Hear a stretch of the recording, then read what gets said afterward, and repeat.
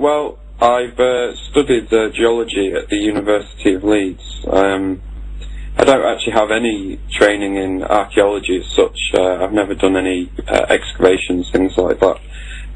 But earlier this year, I began researching heavily into alternative views of the pyramids, because there was something about them that just didn't make any sense to me. The datings of them, how they were constructed, the Egyptian ideas of slaves pulling huge stones with ropes. It just didn't fit into my mind as something that could really happen. And I took myself to Egypt in January to have a look at the Great Pyramids. And when I got back, I was just checking something out on the internet, and I came across the Bosnian Pyramid of the Sun Foundation website, and I was like, pyramids in Bosnia? What's going on here? And you know, I saw the first picture, which a lot of people claim over the internet that it's just a hill, and I looked at it, and straight away I was like, that is a pyramid. It has to be a pyramid. So I emailed the project leader, Dr. Samiras Managic, and he invited me along to the camp that they were having over the summer, and I stayed for nearly 3 months. It's supposed to be 10-day shift, but I couldn't leave the place. You know, there was so much to learn, and that's how I basically got into the project. So you're talking about January of this year that you went to Egypt? Yes, it was January this year, yes. I've had a roller coaster of a ride since getting involved in the research of these pyramids. So it's been an absolutely fantastic experience. Oh, I can imagine. So when you came back and actually made contact with, what's his name again, the director there? Dr. Samiras Managic. Okay. Yeah, I've listened to a couple of interviews with him. Very charismatic, interesting, well-informed man, from the impression that I got from him. He is, and the way that the mainstream media disrespects him, you know, calling him a fruitcake or whatever, you know, it just goes to show how disconnected mainstream media is from reality. Yes, we see that in, of course, with the pyramids in Giza, and with the pyramids all over the planet. They're always trying to downplay them and, like you say, give us this totally bogus story that they were tombs for pharaohs or tombs for kings, and when there's actually absolutely zero evidence for that kind of a theory on it, and of course the building techniques that they throw at us that are just nonsense. That's right, and hopefully what we're going to be uncovering in Bosnia is going to shine, you know, an even brighter light on the fact that we really don't have a clue well, we do have a clue, but the official line of what these pyramids were, you know, it's going to, you know, completely discredit those ideas. Yes, this is a huge development. And so you came back from Egypt and you made contact with the project there in Bosnia, and you went there shortly after that then? Yeah, I went over there in June and stayed over till the end of August. Well, actually into September I stayed there till. Do you have plans to go back as well? Oh yes. I'm heading back there as soon as possible next year. It's something I feel very passionate about. There's so much to be found in Bosnia. I mean, we've got these 5 pyramids plus many other pyramidal structures. There's tumuli. Who knows what else is buried underneath the surface. This is going to be work that's going to take decades. Yes, what actually is kind of the first wave of what they want to accomplish? Would that be like stripping one side bare enough so that we could see what's underneath, or are they approaching us in a different attack plan, I guess you could say? I think it's a slow process because there's no support from European science bodies or anywhere else in the world. There's no funding, and with no funding, there's no infrastructure. So the fact that a lot of the world think that this is a hoax is probably a good thing, because if everyone just turned up en masse tomorrow, a lot of the evidence would be destroyed. Because, I mean, if you go to the Giza Plateau, there's hundreds and hundreds of security everywhere, making sure that people aren't doing something they shouldn't be. And in Bosnia, there's nothing. You are completely free to roam up and down these pyramids, and you could get up to anything on them. So it's a slow process of opening up people's minds to accept the idea that there are pyramids in Bosnia, and because the mainstream media isn't helping us so much, it's pretty much up to the everyday person, word of mouth, going there, seeing it for themselves, knowing it in their hearts that it's real, and then going back home and telling their friends to go and visit them. Yes, I was looking at images of the pyramids, some of the pyramids they had found in Mexico several decades ago. And now at the beginning they looked like, kind of like what the Bosnia pyramids look like now, covered with soil and trees and looking everything like a mountain. And then of course we know what those pyramids in Mexico now look like when they've been completely uncovered, you could say. So yeah, that's right. They had some agropodologists actually go to the Pyramid of the Sun and the Pyramid of the Moon, and they ascertained that the amount of time it would take for that soil to build up on top of those pyramids was between 12 and 15,000 years.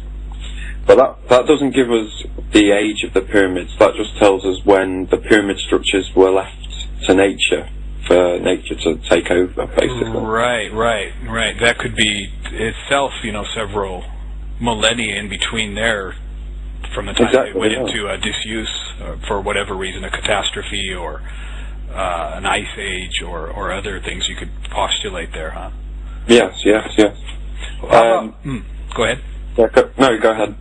Well, I just thinking we could, before we get into the heavier subjects, let's first, can you just tell people about things like the size and the materials and their alignment to the, say, to north, south, and east, west, and those kinds of things? Well, they're found in a town called Visoko, which is 20 kilometers northwest of Sarajevo, the capital of Bosnia. The Sun Pyramid, which is, if you go on the internet, that's probably the pyramid you'll first come across, as it's the largest pyramid. It's the biggest pyramid in the world by a long, long way. Mm-hmm. As you said, it was a third taller than the Giza Pyramid, which is 147 meters. But the Sun Pyramid in Bosnia is actually at least 220 meters. It may be even more, because we haven't pinned down the foundations quite just yet. Mm-hmm. But being a third taller, it's also volume-wise, it's humongous. It is absolutely massive. I'm sure it's probably the biggest structure in the world right now. You cannot appreciate how big this thing is until you're actually stood at the foot of it. The Moon Pyramid as well, that's taller than the Great Pyramid of Giza. When you actually go to the Valley of the Pyramids and you look at the Moon, you think, oh no, that's not that big, because you're comparing it to the Pyramid of the Sun. But if you were actually going to put the Great Pyramid of Giza next door to it, you would see that it's 20-30 meters taller than the Great Pyramid of Giza. Wow. Now, so the Pyramid of the Moon is the second in height? Yes, okay. Yes. We have the Pyramid of the Sun, the Pyramid of the Moon, Pyramid of the Dragon. Now, they form a perfect equilateral triangle. Huh. So what are the chances of three hills, as people like to call them, that all form pyramidal shapes that also form a perfect equilateral triangle? I mean, that can't happen in nature, right? Right. Now, are those three pyramids that you've just mentioned, are they all aligned in the same north, south, east, west? Yeah, they are all aligned. Wow. The Pyramid of the Sun is more closely aligned to the cardinal points than the Pyramid of Giza. It only deviates from a true north, geographic north, by 12 seconds. I can't remember what the Great Pyramid of Giza is, but it's not as close as that, basically. And then the other two pyramids are also aligned with the pyramid of the Sun. They are aligned to the cardinal points, yes. Wow, wow. And you say they form an equidistant triangle. Yeah, that's right. Wow. And then there's some other pyramidal structures. You have the Pyramid of Love, which is next to the Pyramid of the Sun. Now, those two pyramids are actually built into the side of natural hill formations. They have causeways running from the natural hills into the sides of the pyramids. You have Temple of Mother Earth, which isn't a traditional pyramid shape. It has two pyramidal sides to it, and it's curved, kind of like a crescent moon. And the sides of that are very, very steep. When you go towards that structure, the walls are it looks like it goes straight up. I mean, the engineering techniques that they must have used would have been incredible. Well, I can imagine. I can imagine. We just assume then that they chose these mountainous areas for a reason to build the pyramids on top of them, and that there must be but it's an engineering reason or a. Well, I've been looking into the ley lines of the Earth, and that some of the grids actually run through Vesico. So that's one of the reasons why they chose that location. And also, when you're actually at the top of the Sun Pyramid, you can see miles and miles around, the whole area. It's an observation point as well as, an energy point. They knew what they were doing when they were putting those pyramids there, certainly. So if you were, say, to stand on top of the Pyramid of the Sun, how far in the distance would the other two pyramids be from you? Would they be right next to you in a sense, or okay? You can see every structure from the top of the Pyramid of the Sun.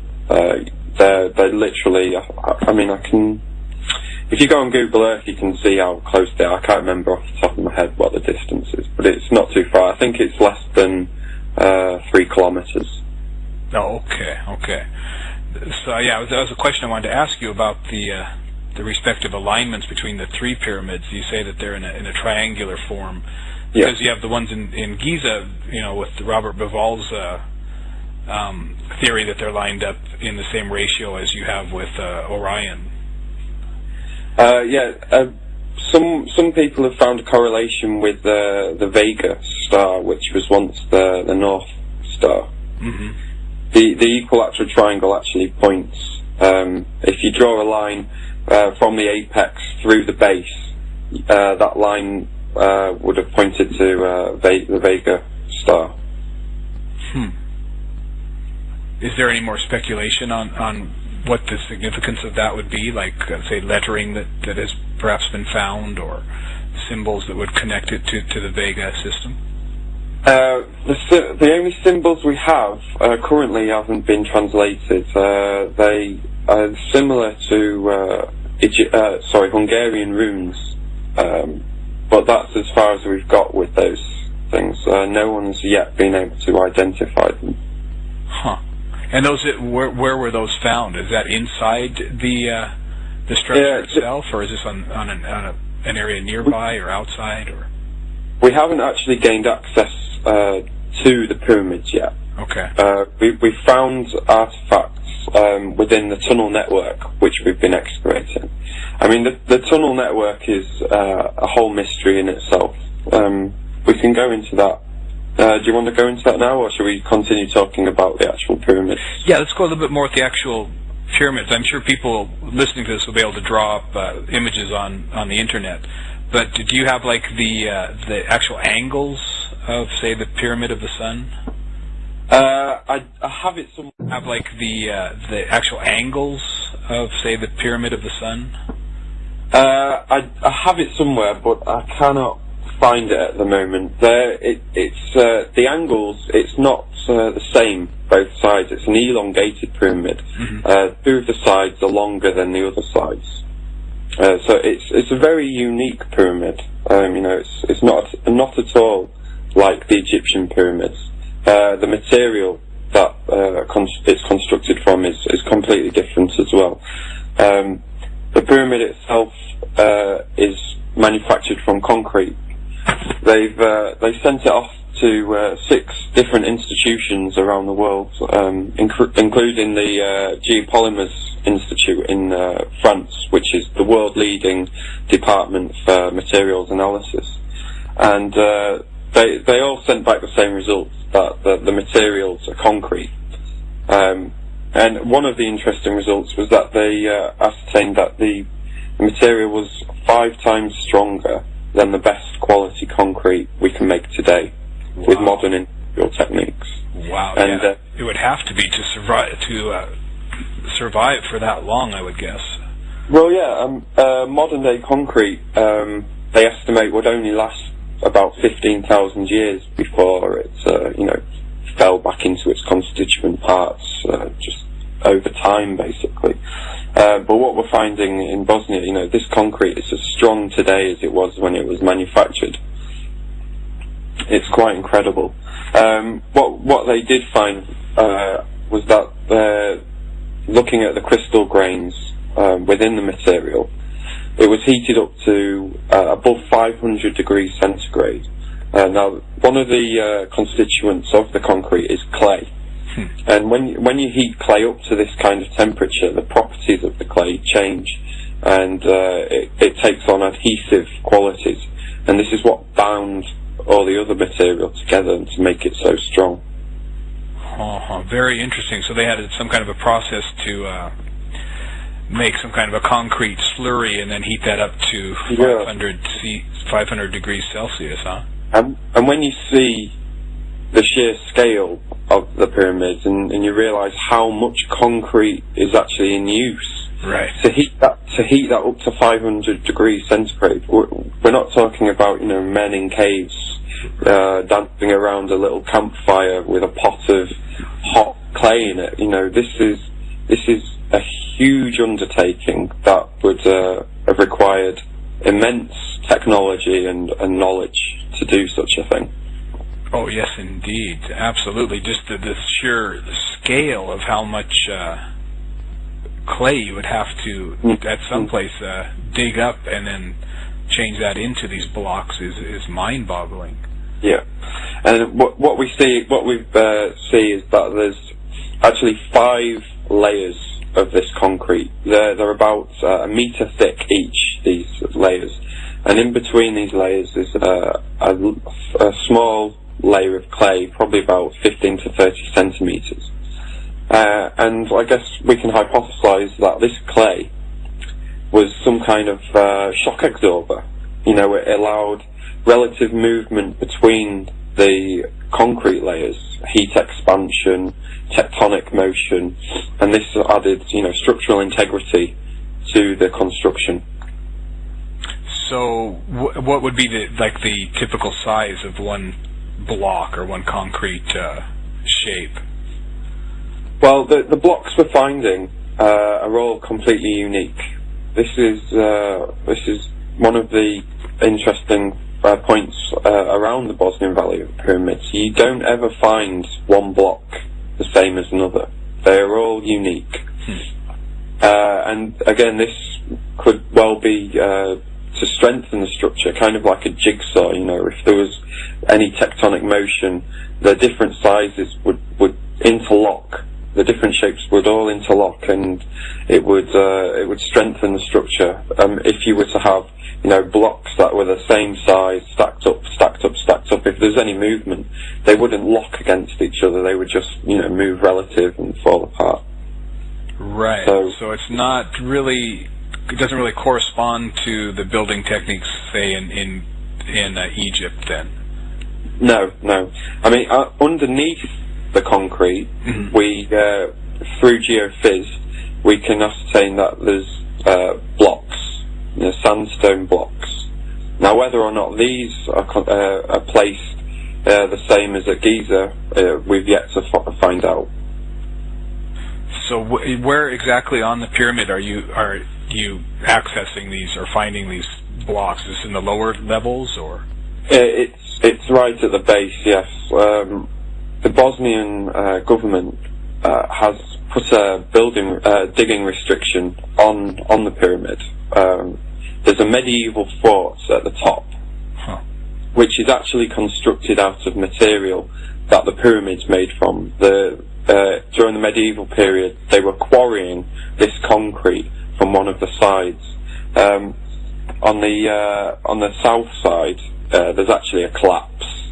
Now, we don't know much about this collapse when it happened, but because of the collapse, it obviously broke the material and it allowed the medieval cultures to dig into it and break it up. And they built this fort on top. And the Bosnian government are saying, yeah, we need to protect this fort. It's a site of special scientific interest. So we're restricting any excavations on the rest of the hill because, the scientific community is yet to admit that this is a pyramid. So for all intents and purposes, it's still a hill. So they're not letting anyone dig on a hill in case they damage the medieval forts on top. I see. So that's kind of the technique they're using to slow down or perhaps even stop this project from going ahead, huh? It seems that they've been trying to put up many sort of obstructions from finding the truth. When I was over there, I found out that in the 80s there was a local drive to plant trees on top of this pyramid, around this pyramid. Why they needed an initiative to plant trees in Bosnia, I don't know, because they've got no shortage of trees in Bosnia. And I think, especially, the kind of country it is, they've got better things to do than, plant trees. But when you're excavating and you're extending a trench and there's some trees in the way, it slows us down. And I get the overwhelming feeling that this was the reason why they had this initiative to plant the trees, because somebody somewhere knew that sometime in the future somebody would come along and say, oh, you know what, I think there's a pyramid here, let's start digging. And these trees, slow us down a lot. Wow.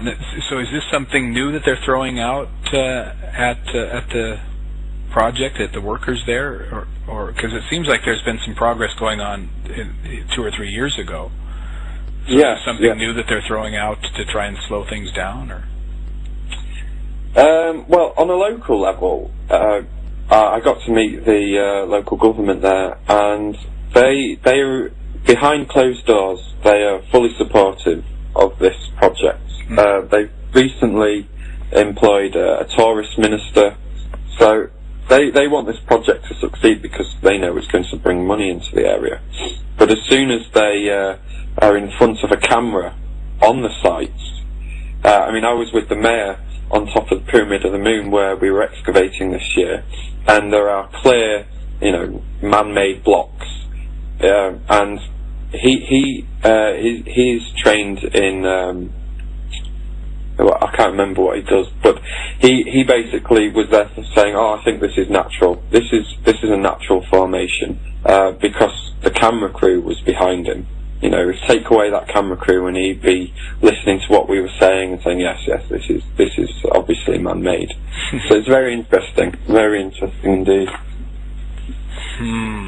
Yeah, you could really speculate on what the reasons would be to claim this as a hill and to distort the information. That what would be their vested interest in keeping it as the status of a hill, of a natural formation? Well, I think because these pyramids change everything we know about our history, where we came from as people, the technology in these pyramids, because it's not a simple burial site. It just can't be. And we're finding an electromagnetic beam at the top of the pyramid. I can go into this. A physics professor called Slobodan Merzdrac. He comes from the University of Zagreb, and he came with his team this summer. Now, when they came in April, they did some initial scans of the area, and they thought it was a beam of ultrasound. But when they came back in June, they brought some more equipment, and they found that it was electromagnetic. And this beam has a circumference of, diameter, of 5 meters. Perfectly round beam. And it was resonating too specifically for it to be a natural phenomena. But what's most interesting is that they calculated that the beam was actually not coming out of the pyramid, but was going into the pyramid from above. So this is one beam. You say what, about 5 meters in width? Yeah. And that's coming, not being generated out of the mountain, but coming down into it, huh? Yes, it's coming down into the pyramid. Huh. I think maybe the upper atmosphere, it has something to do with ionization. Tesla's rainmaker machine talks about, ionizing the atmosphere and drawing energy from it. So I think that whoever built these pyramids was onto the same science that Tesla was just breaking into in the 20th century. Absolutely. So this is coming down into the peak of the pyramid, at the pinnacle there. Yeah, and we're finding the same phenomena on the tumulus, which is in the valley as well. Tumulus is similar to Avebury Hill in southern England. It's not a pyramid. It's like a conical mound. And again, this tumulus in Bosnia is built into the side of a natural hill as well. So the culture liked using nature and man-made structures together for their cause, whatever it was. Wow, that is very interesting. Let's continue talking about that after we put a little break in here. So we will come back to this very interesting talk about the Bosnian pyramids with Rich Hoyle, and we'll be back in about 3 minutes. So see you on the other side.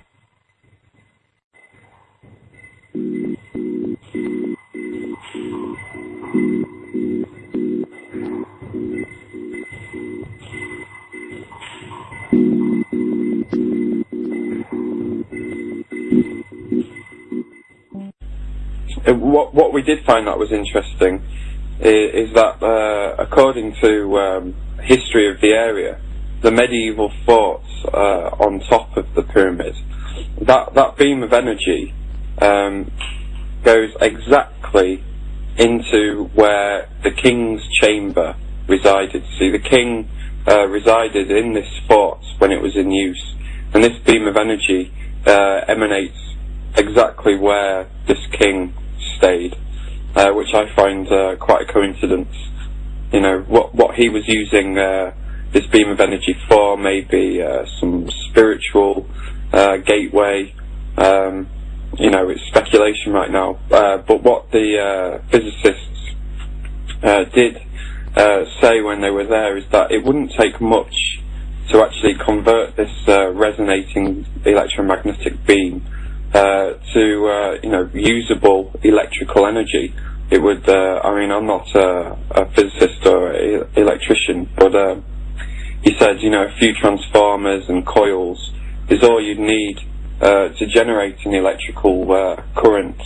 At 1 meter above the pyramid, they calculated 0.4 millivolts, which doesn't sound like much, but this is coming out of what seems like thin air, completely clean, limitless energy. Yes. And at 3 meters above the pyramid, it would be generating 4 volts.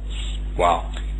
So if we take that to 10 meters or even 100 meters, the size of that voltage would be enough to power a town, a city. One could only imagine. And we're at the very initial stages of research here. It's going to take a lot more people with expertise to figure out everything about it. But the initial stages are very promising. Yes, you could envision putting a tower on top of the pyramid to reach up into the higher levels there to get more voltage drawn out, huh? Yes. The lead archaeologist this summer, he suggested maybe that one day we would be able to power all the lighting within the pyramid for the tourists, within the tunnels, from pyramid energy. I mean, this would be a great eye-opener for people, that there are alternative energy sources other than, the ones we're given: solar, wind, tidal. Now, this one seems a lot more likely to be successful than any of them. Yes, and if we can envision that there was a whole global network of these pyramids, as apparently is the case, a long, long time ago, say 10,000 or more years ago, 12,000 or more years ago, that could have been one of the functions of the pyramid networks, was for an actual energy source.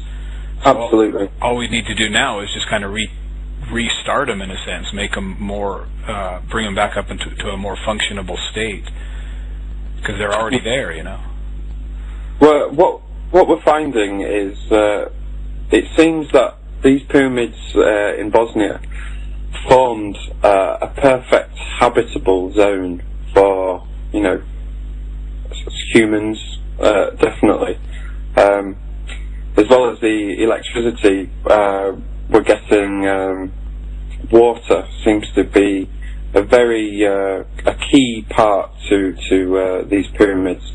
In the excavations of the Pyramid of the Moon, we're finding channels, it seems, which could have been used for, water to be travelling around these structures. At the Pyramid of the Moon, we're actually seeing that wherever you dig, we're finding that the surfaces are dipping inwards towards the centre of the pyramid. And this could have been used to catch the water, any water that was falling on top of the pyramid, directing it inside into the middle of the pyramid and then downwards. Because geophys has indicated that all three of the pyramids in the equilateral triangle actually have underground water sources. And these channels of water from each of the three pyramids run directly into the centre of that equilateral triangle that the three pyramids form. So it's like a giant collection device, collecting this water and charging the water as well. Each of the pyramids is different size, different shape, different material, and so they each have different energetic properties. So they could be charging the water for different properties, health benefits, that kind of thing. Absolutely, that's very interesting, because that brings up the pyramids in Giza, because we know that the Nile, about that time frame, ran right by the pyramids, where it's, I think it's like 8 kilometers away now. And then Tesla's tower, the one he built in upstate New York, was apparently built on a very huge, one of the biggest aquifers in that area. So there is definitely a connection to this kind of an energy production and underground water. Yes, we're getting there's a large river that runs through the valley of the pyramids. It's one of the main rivers in Bosnia. So this is another correlation with the Giza Plateau, definitely. I've even heard that some people are speculating that about that time frame, that at the end of the last ice age, that there was actually very possible that area of Bosnia was near where the pyramids would be flooded with water. Have you heard that speculation as well? Yes, the Pyramid of the Moon, when you take the local name for it, which I can't pronounce, it actually translates into English as the whale, as in like the sea animal, the whale, with its water, and its second name is the fountain. Wow. So we are seeing this, in the names, connection with water, definitely. And aren't there, what are they, like 40-centimeter iron rings also that have been found either connected into the actual material or near the pyramids? Near the pyramids there is a sort of a very high structure. It may be a structure, it may be natural, but this is also curved round like a crescent moon. It has very steep sides, and it's almost as high as the pyramid, but it has these concrete blocks, which when they were first found had these rings attached to them. Subsequently, these rings have gone missing. They've been removed by who, we don't know. But they do look like the kind of rings you would tie boats to, things like that. So yeah, very interesting, very interesting. Yes, indeed. Wow, wow. That is, there's other strange things that have been found near the area, which are the giant stones. And I couldn't get a lot of information about that. Could you fill us in on what you know about the giant stones there? Yeah, around balls. Yeah, I've been to see several of the spheres. They're different sizes, different materials. Some are more perfect than others. I mean, there's only been a few. Well, there's probably about 30 or 40 that have been found. Some are sitting in people's gardens. People have been finding them when digging foundations for their houses. There literally could be hundreds of thousands of them all around Bosnia. And no one knows where they came from, what their purpose was. They're slightly bulging around the centre of the sphere, almost like a planet or a sun. So it could be a religious artefact, a spiritual artefact. But we really don't know at this stage. And what's the variance in sizes of those spheres? We found some small ones the size of a tennis ball, and they go up to, having maybe 2-3 meters across, some of them. Huh. Wow. And has anyone tried to date them? I don't think there's been any dating yet. In Bosnia, they have a habit, anything that doesn't fit, mainstream history, they just label it medieval. Everything's medieval in Bosnia. That just kind of shelves it, huh? Yeah, exactly. Huh. Very interesting. And what about the tunnels around the pyramids? Are these tunnels that are actually in the vicinity of the pyramids, or are they actually going into the underneath area of the pyramids themselves? Right. Well, Geophys has indicated that there is a very complex tunnel network running under the whole valley of the pyramids. We are guessing right now that all the pyramids are interconnected. It seems like that from the geophys that we've gathered. Currently, we are at the entrance to this network. We found an entrance about 5 kilometers away from the Pyramid of the Sun. And it's cut that these tunnels are cut into a natural post-glacial conglomerate. But what's interesting about this tunnel network is that at some point in the past, they've been blocked up. Now, critics, debunkers will say, oh, this is, just been blocked up by, water depositing material. Mm-hmm. But when we're excavating, getting deeper and deeper into this tunnel network, excuse me, we're finding dry stone walls, blocks, small blocks stacked up on top of each other to form a dry stone wall. And these dry stone walls mark off junctions within the tunnel network to other smaller tunnels. Dry stone walls can't be deposited by water. This is intelligent design here. Right. Someone deliberately placed this wall and then filled the tunnel up. The purpose of this, we're only guessing right now, but my personal opinion is that the Ice Age came, water levels rose, there was flooding, and whoever built these pyramids didn't want to have their structures flooded, so they blocked up the tunnel networks to make sure that water couldn't get inside. That would make sense, yes. Yeah, and we're finding all kinds of artefacts in these tunnels. Small things with symbols on them, larger slabs with patterns and things like that. Nothing that will blow your mind, nothing that would be worthy of an Indiana Jones movie quite yet.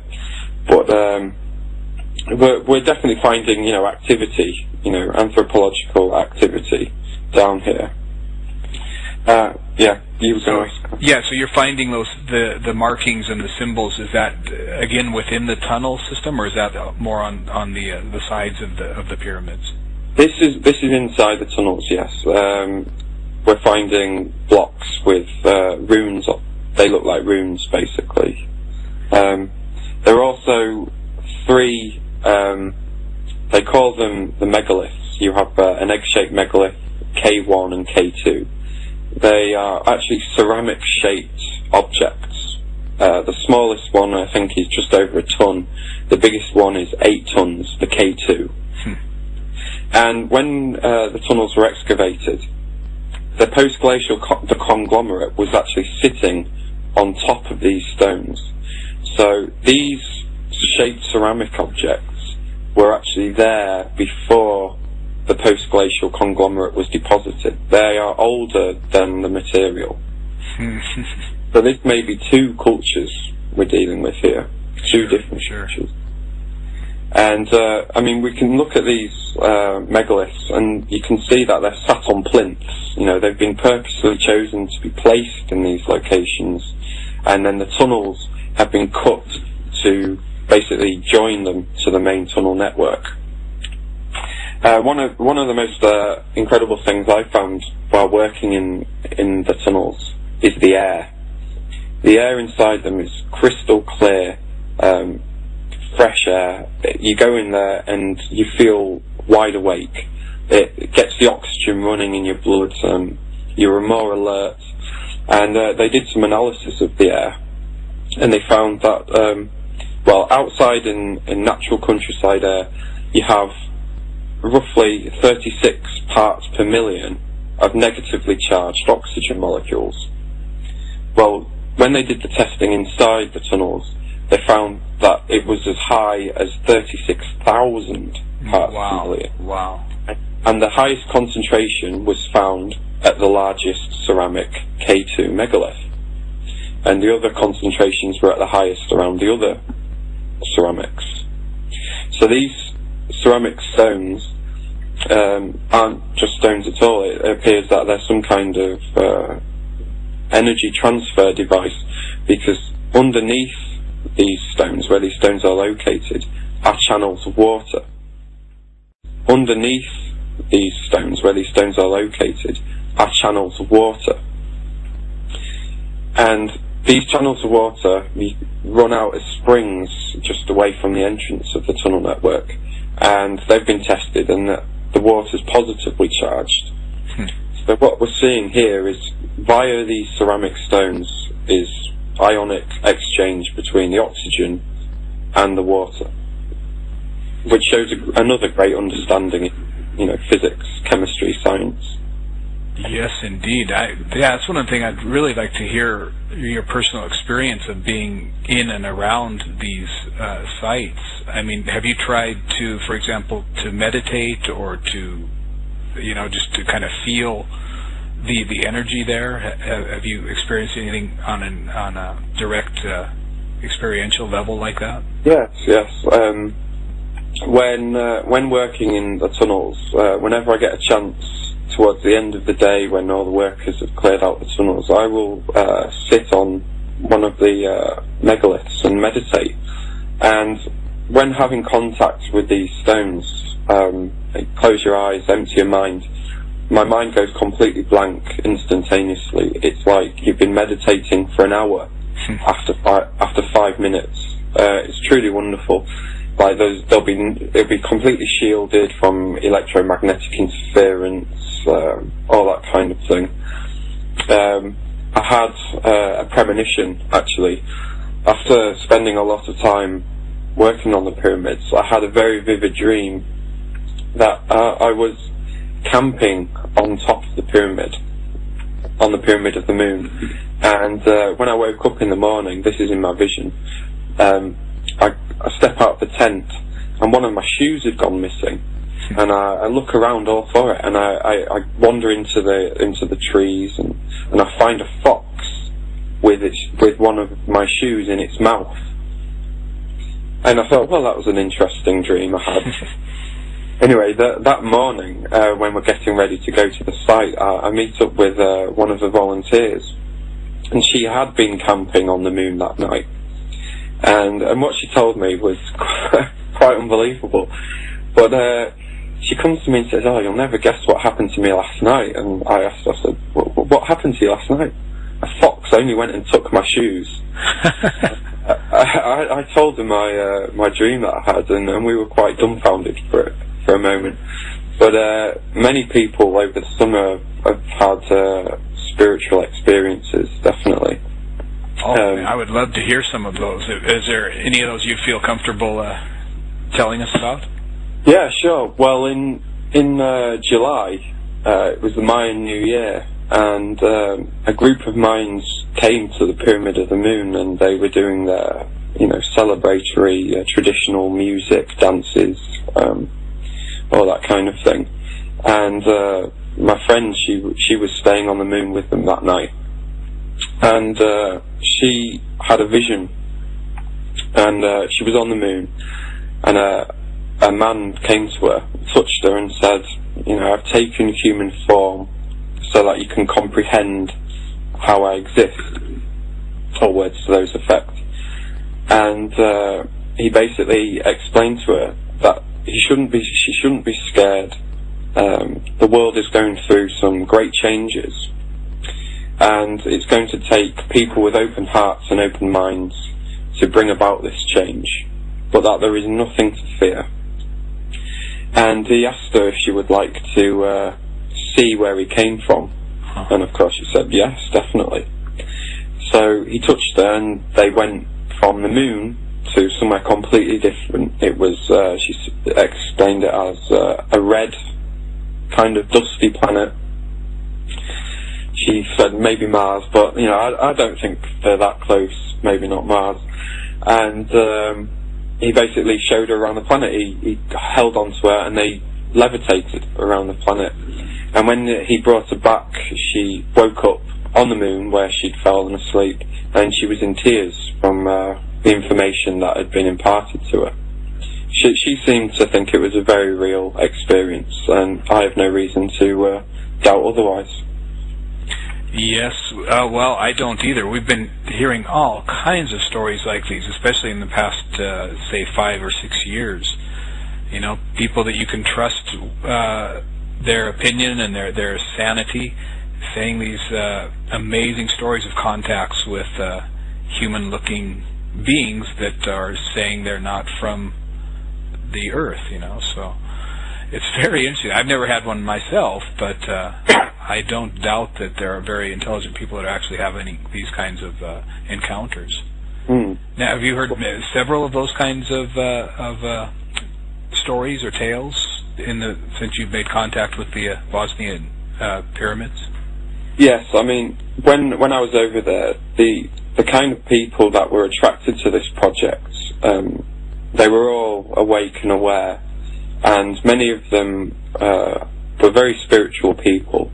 And this was quite a new thing for me. My mind was in learning overdrive. I was absorbing all kinds of information from people all over the world, and they all seem to have common threads, that these pyramids are very special. They hold important clues to where we come from as people, definitely.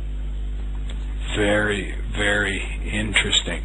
And so they are now calling for volunteers, I understand.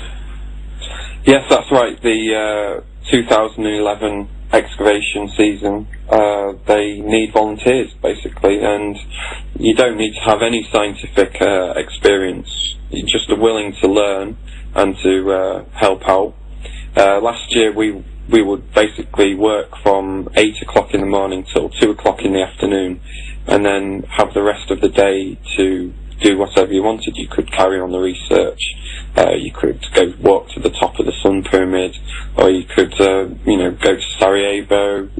Basically choose to do with the time what you want. There's some museums you could visit, anything basically. So it's a great experience, and I highly recommend that people go, because listening to me talk about it it will not compare to actually being there and seeing it for yourself, and it will change your life, I guarantee. And so this is the volunteer project that is headed by the government itself, or is this a private It's been self-funded by Dr. Samir. He is funding the whole project himself. He was a businessman in America. He has a factory. I mean, he studied Mayan culture at university. He has a PhD in ancient cultures, and he's visited all the pyramids around the world.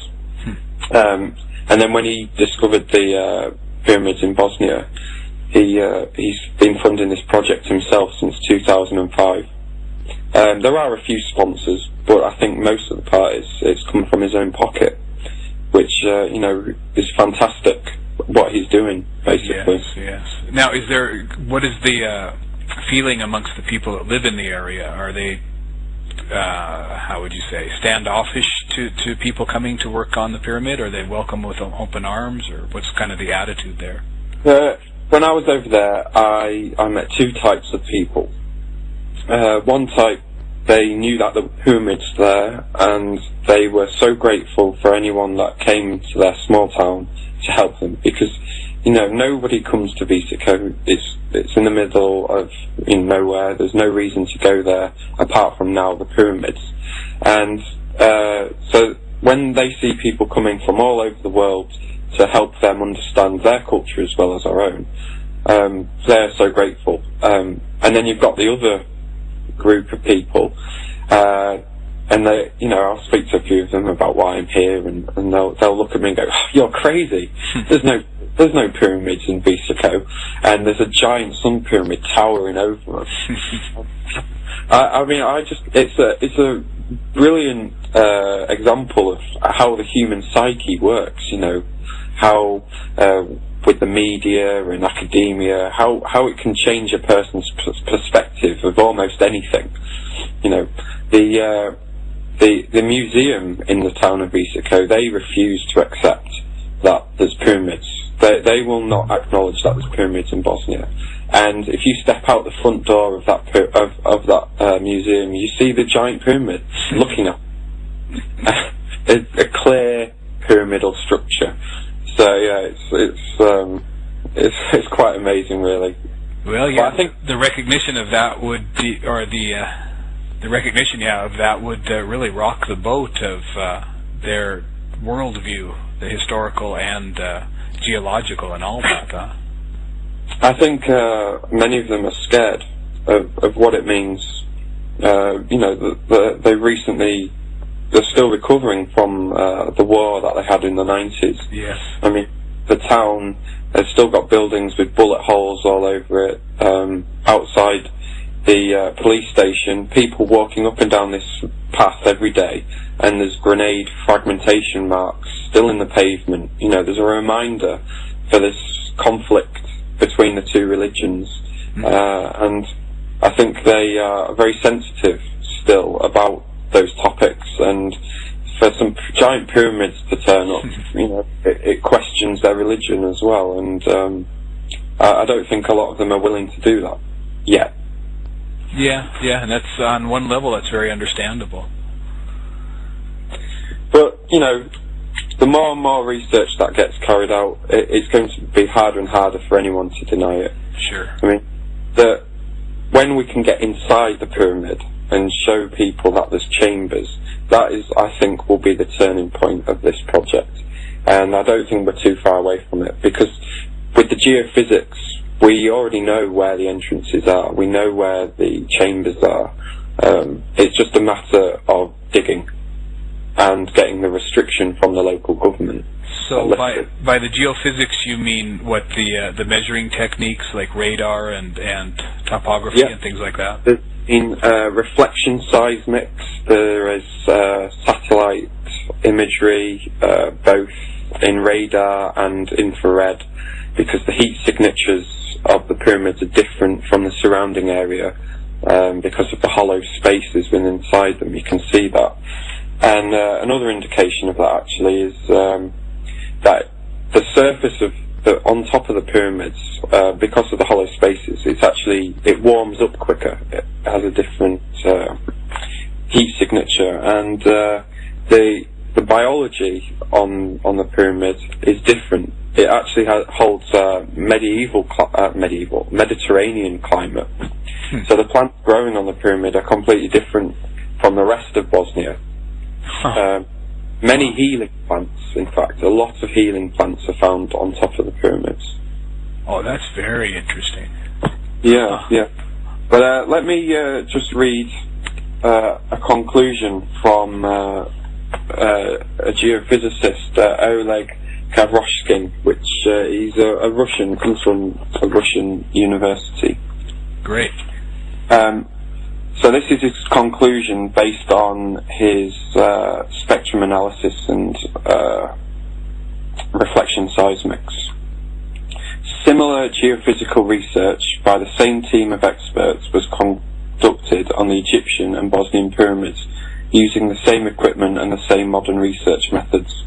The research on the Bosnian pyramids shows, beyond any doubt, that the detected seismic noise of various frequencies is produced by artificial structures rather than the surrounding hills.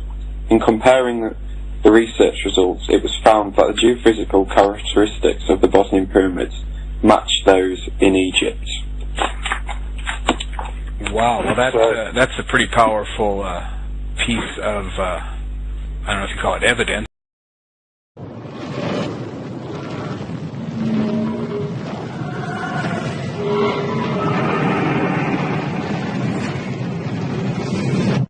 Well, I've studied geology at the University of Leeds. I don't actually have any training in archaeology as such. I've never done any excavations, things like that. But earlier this year, I began researching heavily into alternative views of the pyramids, because there was something about them that just didn't make any sense to me. The datings of them, how they were constructed, the Egyptian ideas of slaves pulling huge stones with ropes. It just didn't fit into my mind as something that could really happen. And I took myself to Egypt in January to have a look at the Great Pyramids. And when I got back, I was just checking something out on the internet. And I came across the Bosnian Pyramid of the Sun Foundation website, and I was like, pyramids in Bosnia? What's going on here? And, you know, I saw the first picture, which a lot of people claim over the internet that it's just a hill. And I looked at it, and straight away I was like, that is a pyramid. It has to be a pyramid. So I emailed... They throw at us that are just nonsense. That's right, and hopefully what we're going to be uncovering in Bosnia is going to shine, you know, an even brighter light on the fact that we really don't have a clue well, we do have a clue, but the official line of what these pyramids were, you know, it's going to, you know, completely discredit those ideas. Yes, this is a huge development. And so you came back from Egypt and you made contact with the project there in Bosnia, and you went there shortly after that then? Yeah, I went over there in June and stayed over till the end of August. Well, actually into September I stayed there till. Do you have plans to go back as well? Oh yes, I'm heading back there as soon as possible next year. It's something I feel very passionate about. There's so much to be found in Bosnia. I mean, we've got these 5 pyramids plus many other pyramidal structures. There's tumuli, who knows what else is buried underneath the surface. This is going to be work that's going to take decades. Yes, what actually is kind of the first wave of what they want to accomplish? Would be like stripping one side bare enough so that we could see what's underneath, or are they approaching us in a different attack plan, I guess you could say? I think it's a slow process because there's no support from European science bodies or anywhere else in the world. There's no funding, and with no funding, there's no infrastructure. So the fact that a lot of the world think that this is a hoax is probably a good thing, because if everyone just turned up en masse tomorrow, a lot of the evidence would be destroyed. Because, I mean, if you go to the Giza Plateau, there's hundreds and hundreds of security everywhere, making sure that people aren't doing something they shouldn't be. And in Bosnia, there's nothing. You are completely free to roam up and down these pyramids, and you could get up to anything on them. So it's a slow process of opening up people's minds to accept the idea that there are pyramids in Bosnia, and because the mainstream media isn't helping us so much, it's pretty much up to the everyday person, word of mouth, going there, seeing it for themselves, knowing it in their hearts that it's real, and then going back home and telling their friends to go and visit them. Yes, I was looking at images of the pyramids, some of the pyramids they had found in Mexico several decades ago. And now at the beginning they looked like, kind of like what the Bosnia pyramids look like now, covered with soil and trees and looking everything like a mountain. And then of course we know what those pyramids in Mexico now look like when they've been completely uncovered, you could say. So yeah, that's right. They had some agropodologists actually go to this Pyramid of the Sun and the Pyramid of the Moon, and they ascertained that the amount of time it would take for that soil to build up on top of those pyramids was between 12 and 15,000 years. But that doesn't give us the age of the pyramids. That just tells us when the pyramid structures were left to nature, for nature to take over, basically. Right. That could be itself, several millennia in between there from the time they went into disuse for whatever reason, a catastrophe or an ice age or other things you could postulate there, huh? Yes. Go ahead. No, go ahead.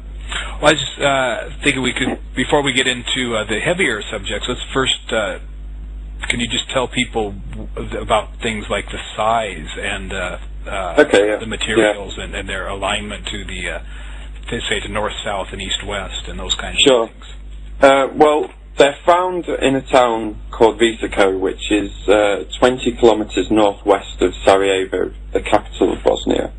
The Sun Pyramid, which is, if you go on the internet, that's probably the pyramid you'll first come across, as it's the largest pyramid.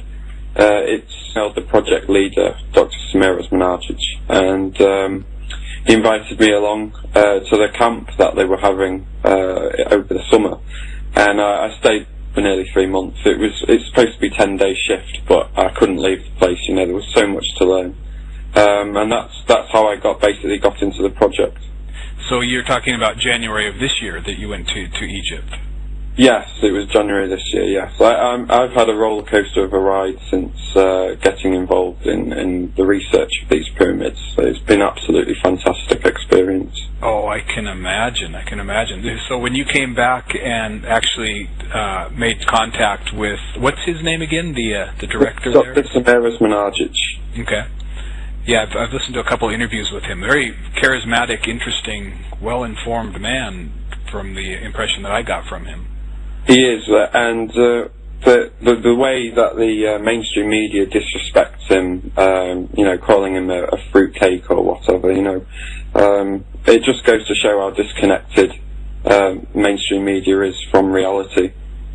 Yes, we see that in, of course, with the pyramids in Giza and with the pyramids all over the planet. They're always trying to downplay them and, like you say, give us this totally bogus story that they were tombs for pharaohs or tombs for kings, and when there's actually absolutely zero evidence for that kind of a theory on it, and of course the building techniques.